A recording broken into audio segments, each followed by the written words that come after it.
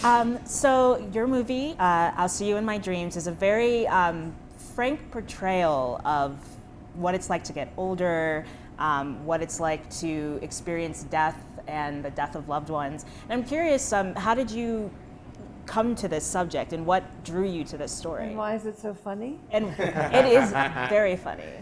Well, the original idea came from, I was working as an assistant editor at a company called Part 2 Pictures, and I was syncing footage, and the footage was of senior citizen speed dating.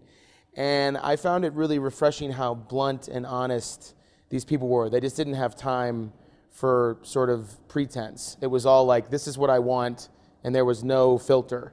And I found that really refreshing for, you know, sort of an idea for characters, and it sort of stuck with me. And one day I had a vision of one of the very first scenes in the film, and I kind of knew the story that I wanted to tell. And you're absolutely right, it does have a sort of a through line about how to deal with loss and death.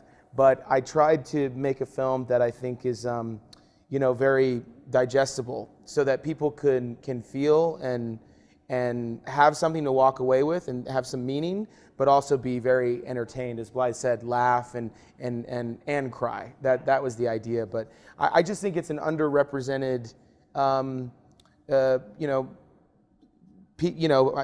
set of people that are older, and I don't think they're represented all that often or all that well in Hollywood, so to speak. So we were trying something different, and I just wanted to put myself in the shoes of something I didn't understand at all. And I'm curious, you and your writing partner, Mark Bash, did I pronounce that correctly? Yes, you did. Mark Bash, you guys are younger than these two. Yeah.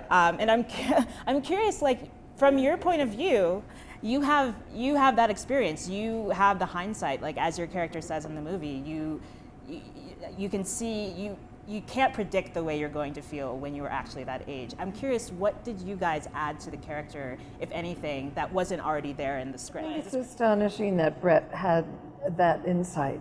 I mean, not only from watching these people in the home, but just that he's given such depth and such dimension, 3-dimension, that it was made it so much easier to play. It wasn't, and our life experience, and we've lived a hell of a life, long time, and just, you know, going through loss and going through all of the things that we go through, it made it so much easier to play than it might in another script that would have more difficulty getting around those curves and corners. And Brett just opened it up for all of us.